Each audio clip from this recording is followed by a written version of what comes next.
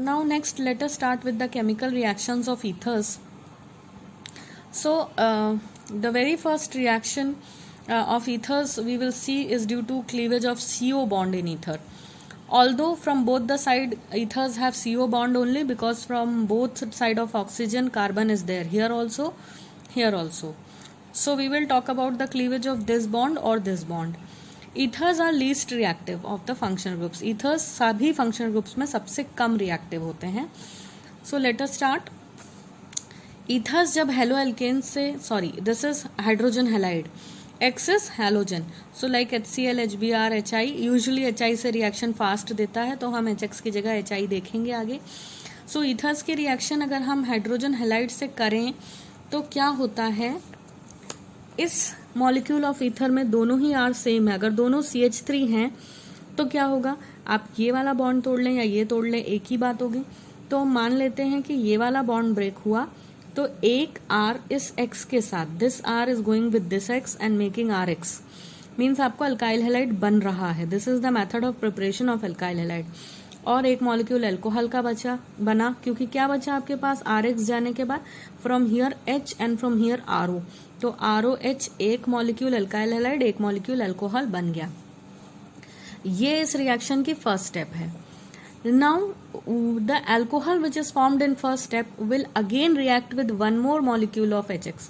जो यहाँ अल्कोहल बना वो अगली स्टेप में फिर से हाइड्रोजन हैलाइड से रिएक्ट करेगा और फिर क्या होगा कि ये वाटर निकल जाएगा. Water is removed and what is left RX. तो मीन्स एक मॉलिक्यूल ऑफ ईथर से आपको 2 अल्काइल हैलाइड मिल जाएंगे. अगर सेम रिएक्शन हम जो है मिक्स्ड ईथर के साथ देखें, मतलब एक R हमारा CH3 हो और एक C6H5 हो, तो देखें ध्यान से कि इसमें क्या हो रहा है. इसमें यहां बना के बताती हूं. अगर मैं इस R को CH3 ले लूं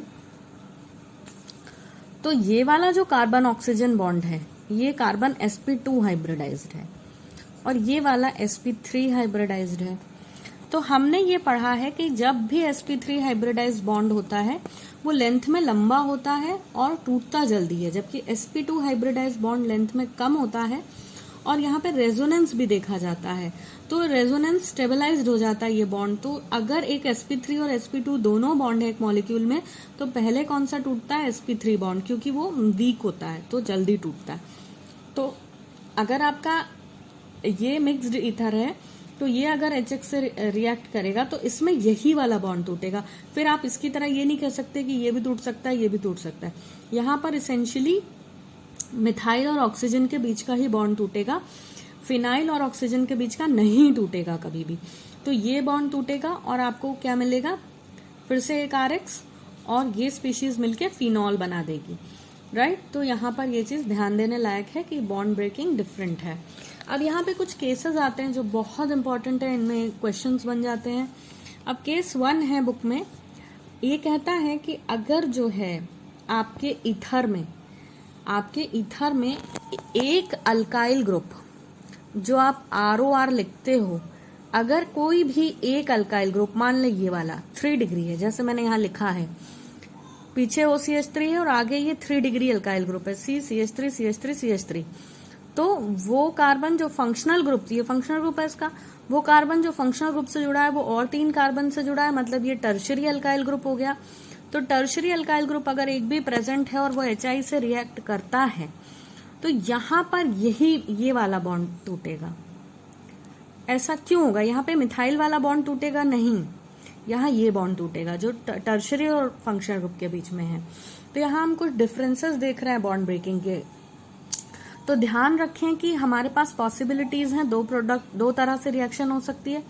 ये बॉन्ड टूटे, अगर ये बॉन्ड टूटता तो CH3 जो है क्या होता कि ये बॉन्ड अगर टूट रहा होता तो बनता हमारे पास CH3OH और आयोडीन यहाँ जुड़ता, जो रेड वाला बॉन्ड टूटा है. ये एक पॉसिबिलिटी थी, है ना, कि रेड बॉन्ड टूट जाए, CH3OH को लेके CH3OH बना ले और आयोडीन आ जाए यहाँ जुड़ जाए, जैसे यहाँ हुआ है. और एक पॉसिबिलिटी थी कि फंक्शनल ग्रुप जो अल्कोहल का आ रहा है वो टर्शरी आए, मतलब ये बॉन्ड टूटे, ये वाला टूटे, ये वाला. ये वाला अगर टूटता तो आपको ये अल्कोहल, टर्शरी अल्कोहल मिलता। यहाँ क्या मिल रहा है? Tertiary alkyl halide. Tertiary alkyl halide और प्राइमरी अल्कोहल, मिथाइल अल्कोहल मिला है। यहाँ क्या मिल रहा है? टर्शरी अल्कोहल और मिथाइल आयोडाइड। तो रिएक्शन में ये प्रोडक्ट बन रहा है, ये नहीं बनता।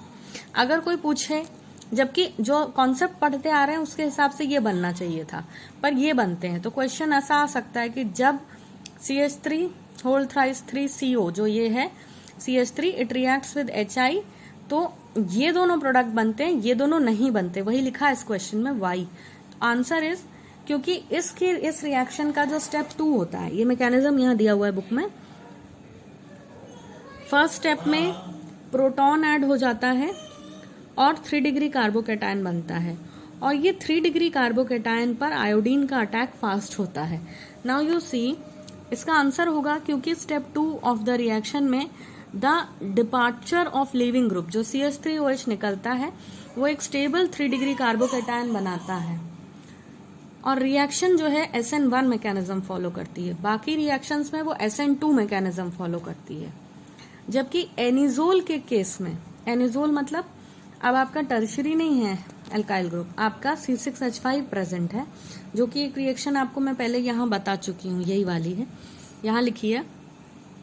अगर ये एनिजोल है, और एनिजोल ऐसे ऐसे कैसे भी लिख सकते हैं, ऐसे, तो यहाँ पे क्या होगा, ये बॉन्ड टूटेगा वीक होने के कारण, ये पार्शियल डबल बॉन्ड हो जाता है। तो यहाँ पे आपको ये आयोडाइड जो है वो मिथाइल मिलेगा। यहाँ क्या मिल रहा था? 3 डिग्री मिल रहा था। तो ये डिफरेंस इस रिएक्शन में आ जाएगा। ये इंपॉर्टेंट है, इस पर क्वेश्चन आ सकते हैं।